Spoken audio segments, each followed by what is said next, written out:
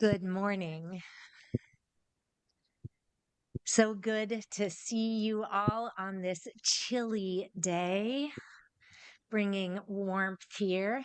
I'm the Reverend Lynn Gardner, and she or they pronouns fit for me. We'll rise up high like the waves. We'll rise up in spite of the ache. We'll rise up and we'll do it 1,000 times again. When Time magazine journalist Shalane Pulia asked singer-songwriter Andra Day what inspired her to write today's anthem, Rise Up, she answered, "My music and my personal life were both stagnating at the time, and a friend of mine had been diagnosed with cancer. Rise Up started as a sort of prayer. I thought about what I needed to hear to be able to get back up on my feet." Thank you to Jaleesa and Taylor, to Liam, Tamara, Janae, and Maria for giving voice and spirit to her song. For the past couple of weeks, I've been listening to that song and carrying it with me. I've wondered about the motivation that creates such deep commitment to do hard things, to keep doing hard things. What are the guiding forces or energy that move you to action? It isn't always easy to know what's motivating someone else. Without some careful reflection, it may not even be, we may not even be aware of what is motivating ourselves. Different motivations can result in similar actions, at least for a bit. We might observe three people being equally generous, giving a donation, maybe to their local food pantry. One might be giving out of guilt, telling themselves that a generous donation will balance out times that they've been greedy. A second person might be giving out of a sense of duty or habit. They've given the same amount every year, every November, because they want to help provide food for those in need and because they had been taught that it was their duty to do so. These all result in an action that may offer some help. A third person is giving generously motivated by love. Love for those they know who are or have been hungry. Love for those who they have not yet met, and still feel a sense of shared humanity connecting them. Their actions are guided by love. As we heard in our story for all ages today, and again in the reading from Dr. Martin Luther King, love is many things. Love is compassion and effort. It is tender. It is justice seeking, creative, and connective. At its core, love is powerful. It is the sustaining force that can motivate us to rise up, not just once, but 1,000 times again. For the past few years, a group of UU volunteers from around the continent have been serving on the Article 2 Study Commission. The commission has hosted thousands of conversations and read and reread abundant feedback about what might be needed to update the Article 2 in the bylaws of the Unitarian Universalist Association. Whether you've heard us talk about this before or if this is all new, here's a little bit of info about UU governance. The bylaws were first created when the Association of Congregations was formed in 1961, when the Universalists and the Unitarians decided to join together. The bylaws actually require reviewing and considering an update of this section, Article 2, every 15 years. There was a significant rewrite back in 1984, but there have been only minimal word changes since then. Some of those were meaningful, but there hasn't been a comprehensive rewrite.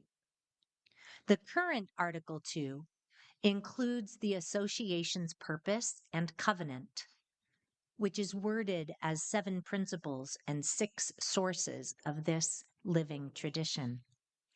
These have been pretty important for many of us, and so choosing to change them is significant.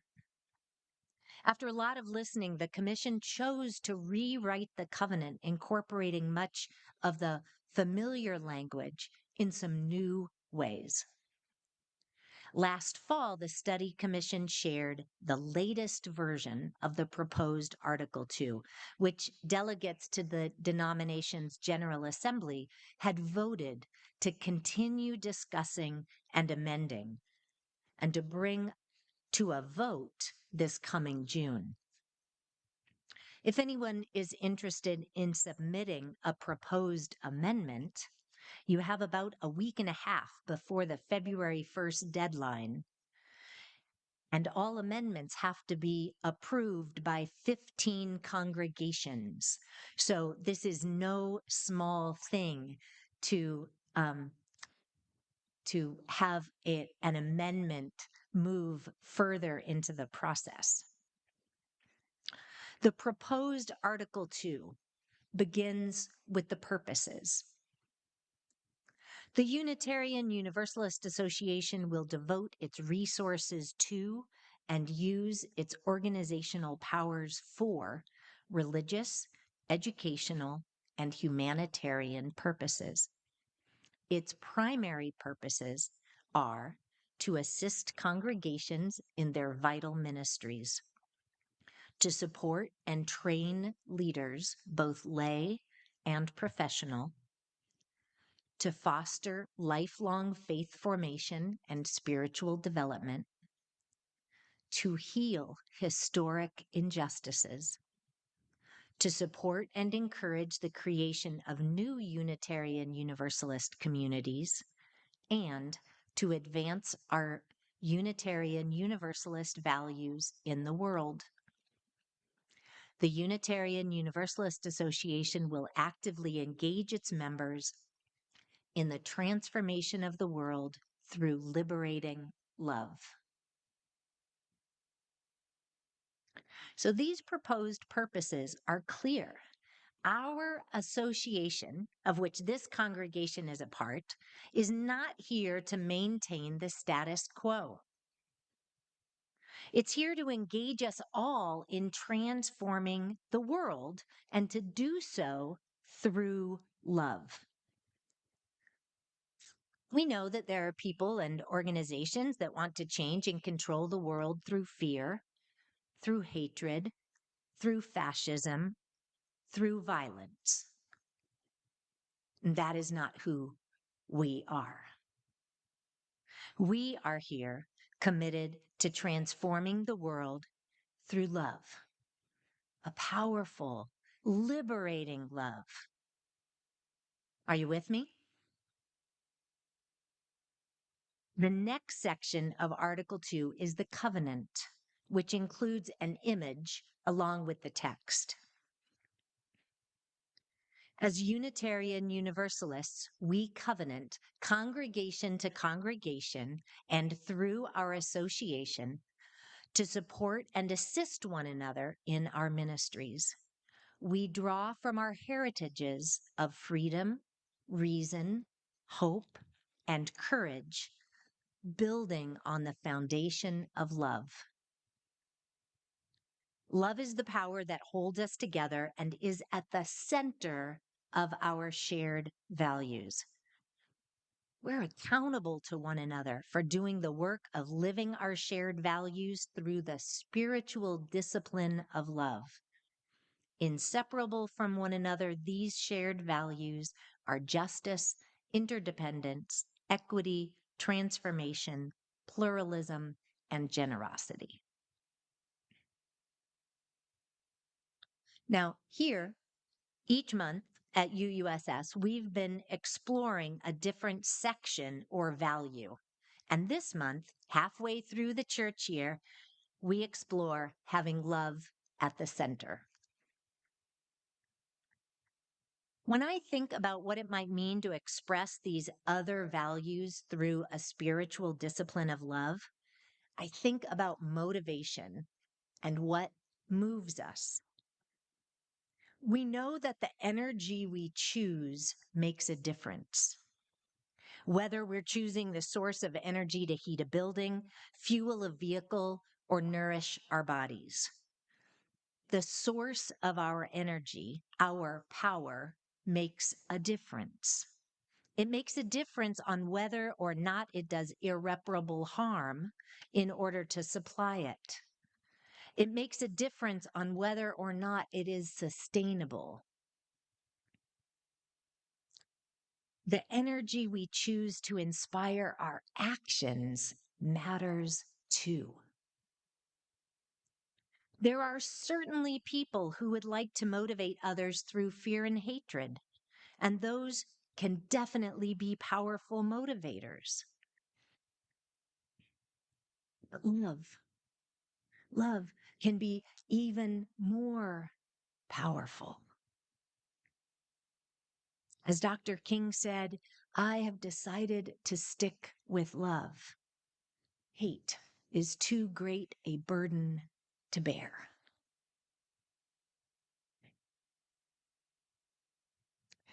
Wendy and I practice yoga, sometimes together, sometimes on our own. Our yoga teachers will sometimes invite us to move from our center, to have our movements begin with our core muscles. I have a mixed relationship with my core muscles. And when I can move from my center, I feel more balanced. Likewise, when I can keep love at the center of my choices, love for myself, love for others, love for this congregation, love for those who I do not yet understand, love for this earth. When my actions begin with love as a grounding force, then options that will support the well being of all involved are much more likely. Can I do this all the time? Well, no. But sometimes. This is why love is referred to as a spiritual discipline. Centering love takes practice. Centering love might be easier when we're at home, having a quiet moment for ourselves, maybe thinking about someone who we just love dearly, someone who is easy to love for us. Or maybe having some time outside, somewhere in a place that just feels yummy. Centering love can be so easy at those times. It can be much more difficult to center love in traffic, or when we're faced with someone who is unkind, or when we feel threatened, or when the sting of microaggressions become too painful, or the weight of oppressions in a society that is ableist, patriarchal, sexist, racist, heterosexist, Christian-centric, classist, and more becomes too heavy to bear. Centering love is a choice, and it can be a challenge. In their reading called Love is Hard, UUA Vice President Carrie McDonald and Reverend Teresa Cooley wrote, "Love is hard. Love for people, especially those who are different from you. Love that says, I see you as a person. Love that says, let your unique light shine in the world because each of our souls touches the divine mystery. Love that says, we're on a journey together and my fate is tied up with yours. Love that grabs you and won't let you go until your whole life is dedicated to siding with love. Love that changes the world. Love is hard. Do it anyway."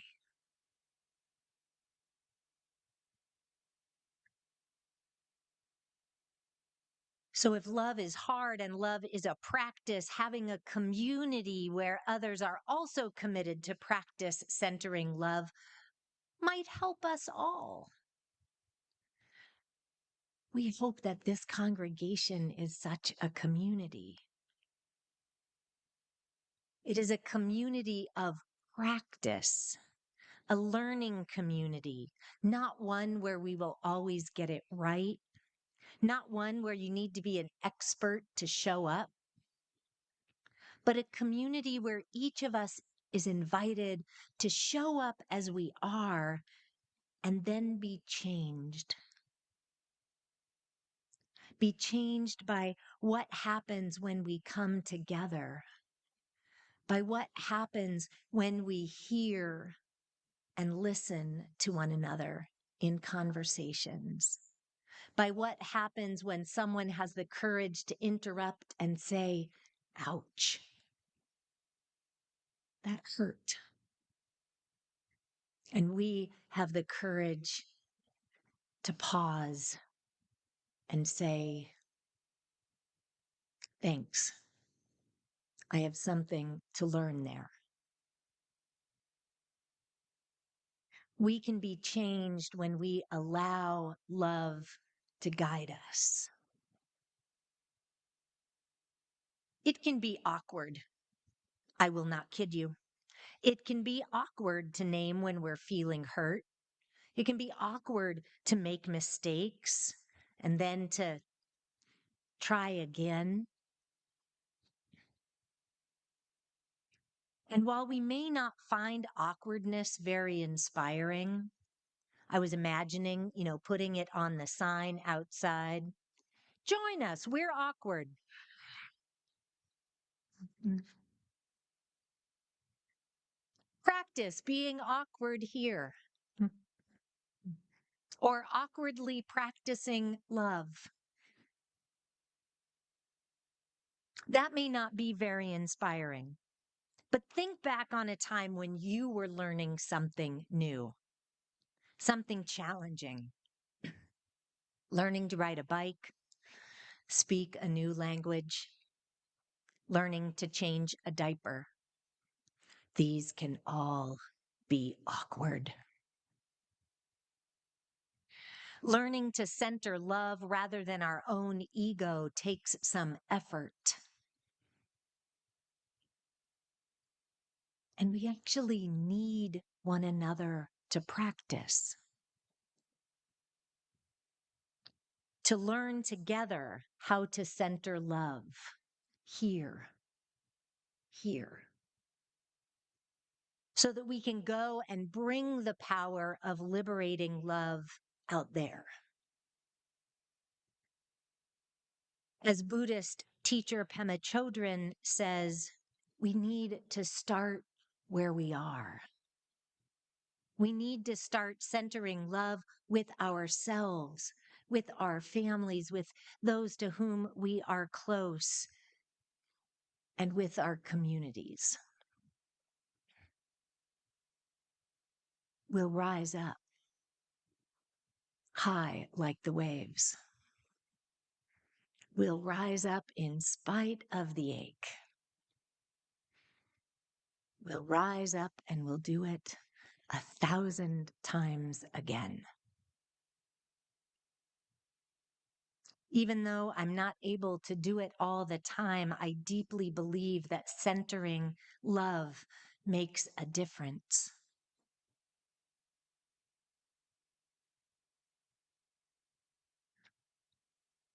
It can allow us to sustain our energy and our commitments for the long haul.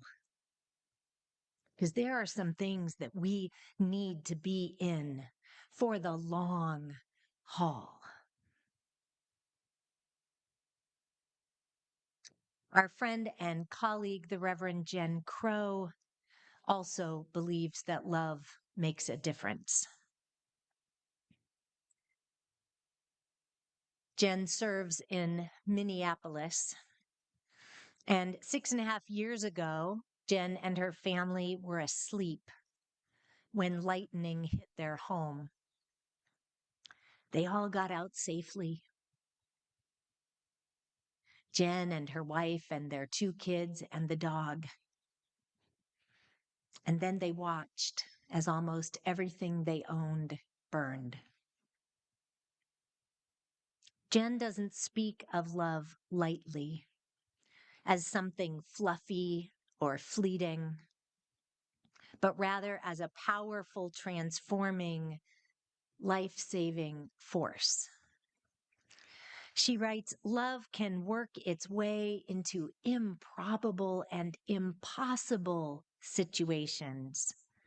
Like water over a stone, it has the potential to wear down our suffering, create new pathways of possibility, and support life in inhospitable terrain. Love can't fix every situation, but it does have a way of working on us and opening portals to our closed hearts. Love keeps us company, settling in beside the unlikely good or the unlikely bad that comes our way. The house struck by lightning and set afire in the middle of the night. The child lost. The immigration case that goes well or poorly. The lottery ticket in the car accident. The diagnosis and the deliverance from evil. None of it deserved, all of it happening all the same. Love cannot fix everything, she concludes, but it can keep us company. It can help us imagine ourselves through the perspective of others, the ones who won't give up, the ones who whisper through the ages, let's see what a little love can do.